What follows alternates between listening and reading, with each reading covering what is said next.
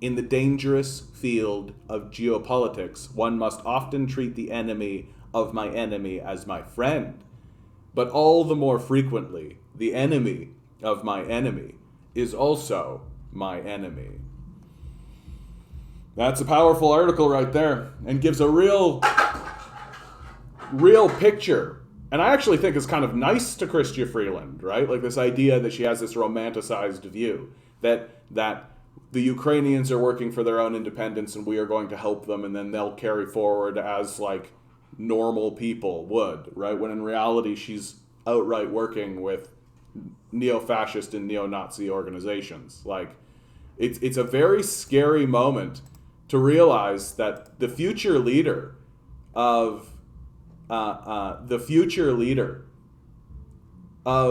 the Liberal Party here in Canada, Canada's natural ruling party, has significant ties to Nazi collaboration and Nazi groups. Like, these are not insignificant ties.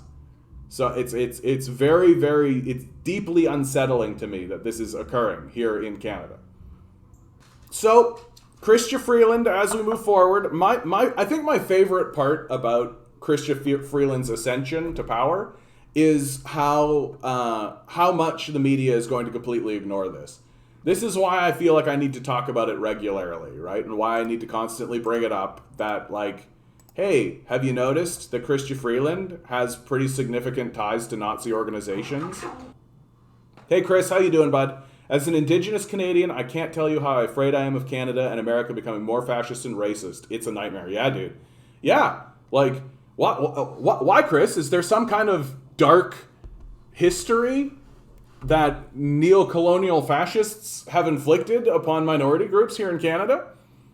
Like, in all seriousness, like, I am deeply concerned about somebody like Chrystia Freeland coming to the top, because, like, all of the great villains of history believe that they're doing the right thing, right? Nobody believes that they're the villain. Everybody thinks that they're on the side of righteousness, right? And this includes, like, some of the darkest figures, right? Like, Adolf Hitler believed that he was doing what was right.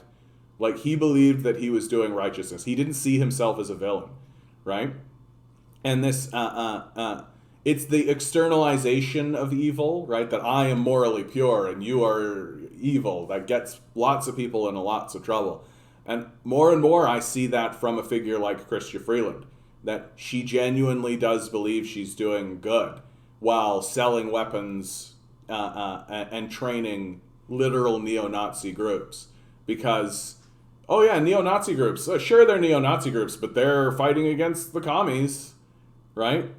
Because that's something that we got to do. And these days, it's not even commies. It's literally just like the Russians, right? As the U.S. arms itself on the Russian border, like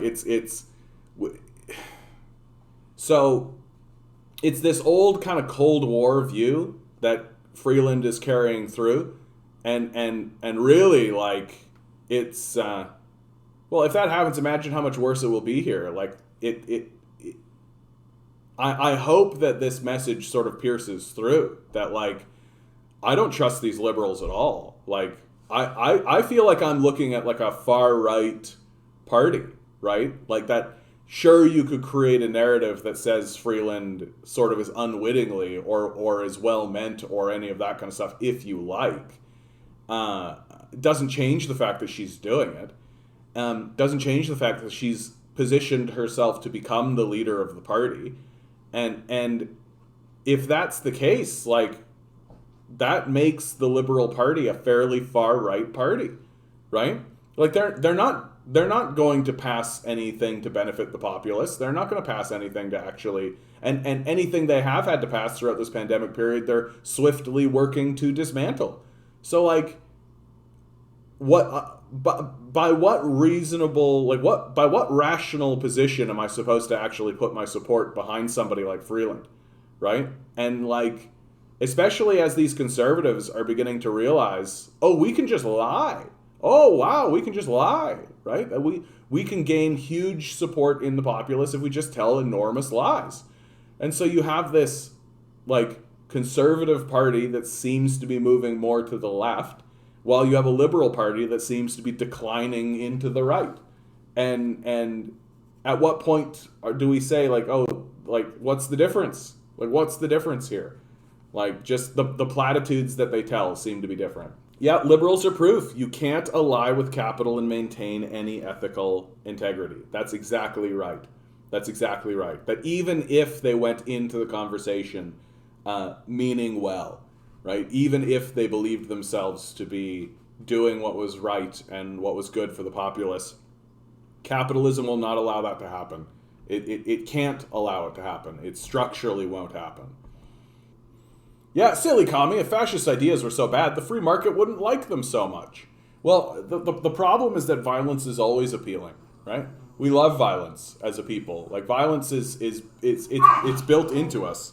And so if somebody comes up and stands up and says, hey, we should do violence, there's a little part of basically everybody that's like, violence, eh? Maybe violence is the solution. And that to me is the core of what it is to be a fascist.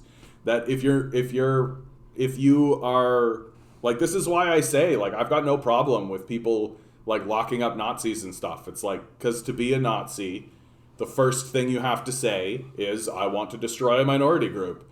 Like, which is why when you end up talking to Nazis and fascists, the only question and the only conversation you ever should engage with these guys is, which minority group are you trying to destroy and why? That's it. That's the only conversation to have with these guys. And because any other conversation they're going to have is specifically to obfuscate this central point, that they want to destroy some minority group.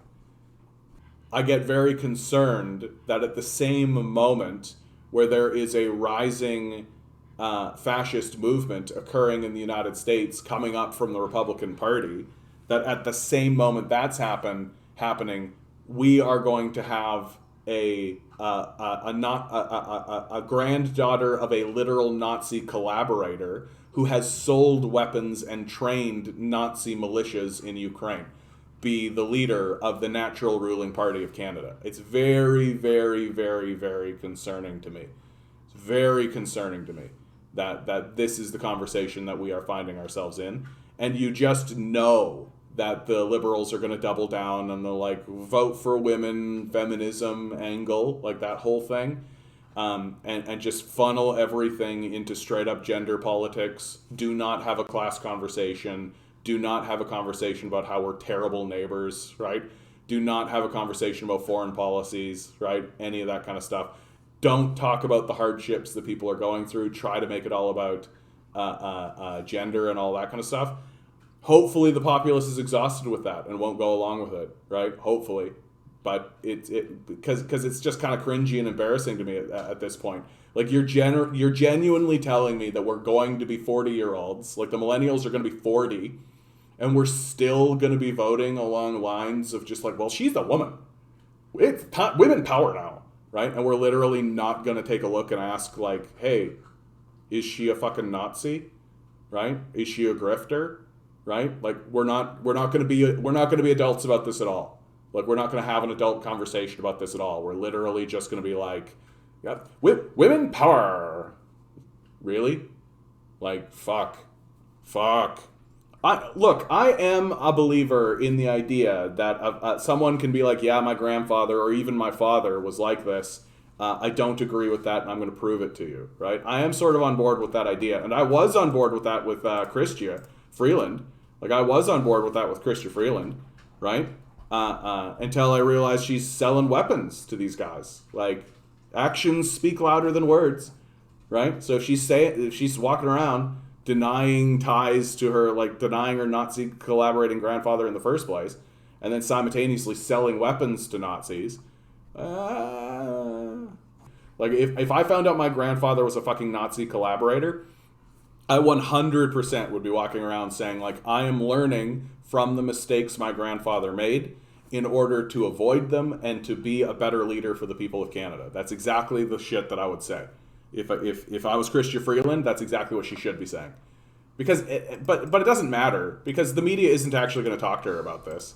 Like, the media is not actually going to talk to her about this, right? It's going to be fucking guys like me, off in the fringes, off in the corner, being like, hey, anybody noticing she's fucking working with Nazis? And people will be like, oh, whatever, just more commie shit. Like, forget about the fact that I'm right. Like, forget about the fact that I'm right. Like, who cares about that anymore? Who cares about the truth? Hey there, if you've made it to this point, you're at the end of the video. Please be sure to like, share, subscribe. Those are the rules of the internet. I don't make them up, I just enforce them. If you'd like to donate to my Patreon, support leftist voices, please do so. It's just down below. Even $1 helps. Thanks for tuning in, guys. Good luck. We're gonna need it.